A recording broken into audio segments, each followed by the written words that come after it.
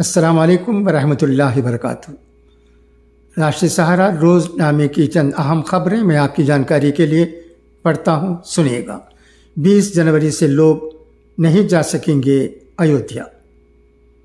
ایودھیا میں رام مندر میں بھگوان کی مورتی کی پران پرتشٹھا آئندہ 22 جنوری کو ہونے جا رہی ہے اور اس کے لیے تیاریاں شباب پر ہیں۔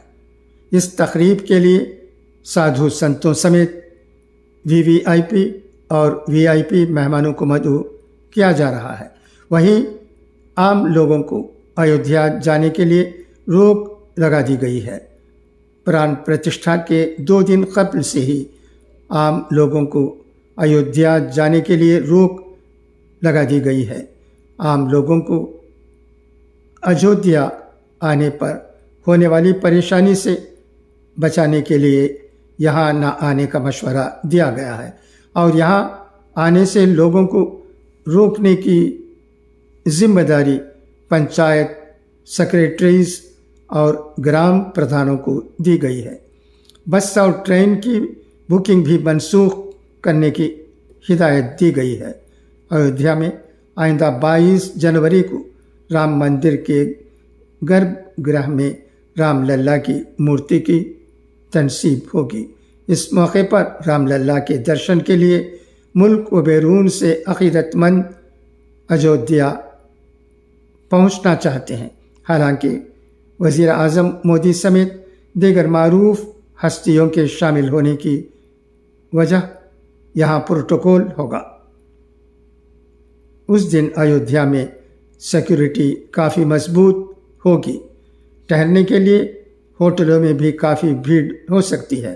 ایسے میں اگر آپ 22 جنوری کو ایودھیا جانے کی سوچ رہے ہیں تو آپ کو کافی دقتوں کا سامنا کرنا پڑ سکتا ہے۔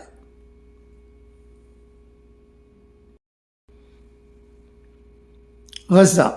اسرائیلی فوج کا کہنا ہے کہ اس نے شمالی غزے کی پٹی میں حماس کے کمانڈ ڈھانچے کو ختم کرنے کا ہدف حاصل کر لیا ہے۔ فوج کے ترجمان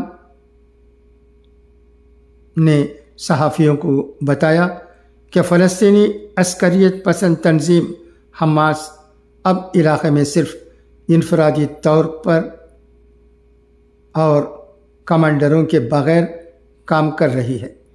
BBC نے فوج کے ترجمان کے حوالے سے بتایا کہ اسرائیل نے شمالی غزے میں تقریباً 8000 عسکریت پسندوں کو ہلاک کیا ہے۔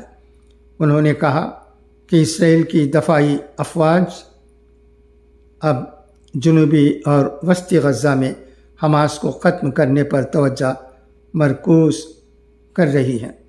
حماس کے زیر انتظام وزارت صحت کے مطابق جنگ شروع ہونے کے بعد سے اسرائیل نے 22,000 سے زیادہ افراد کو ہلاک کیا ہے۔ وزارت کے مطابق گزشتہ 24 گھنٹے میں 120 سے زائد اموات ریکارڈ کی گئیں۔ یہ علاقہ تباہ ہو گیا اور 23 لاکھ کی آبادی بے گھر ہو گئی ہے۔ اسرائیلی جارحیت اس وقت شروع ہوئی جب حماس کے بندوق برداروں نے 7 اکتوبر کو جنوبی اسرائیل پر اچانک حملہ کیا، جس میں 1200 افراد ہلاک ہوئے، جن میں سے زیادہ تر عام شہری تھے اور تقریباً 240 کو یرغمال بنا لیا گیا۔ گزشتہ سال جنگ بندی میں کچھ رہائی کے بعد 120 سے زائد اب بھی بچے ہوئے ہیں۔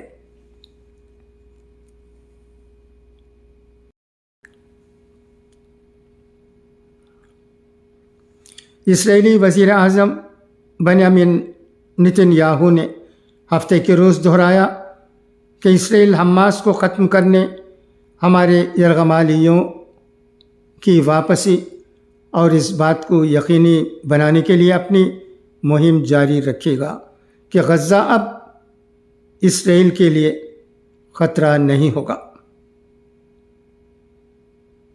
مسٹر نتن یاہو نے ایک بیان میں کہا کہ ہمیں مکمل فتح حاصل ہونے تک سب کچھ ایک طرف رکھنا ہوگا۔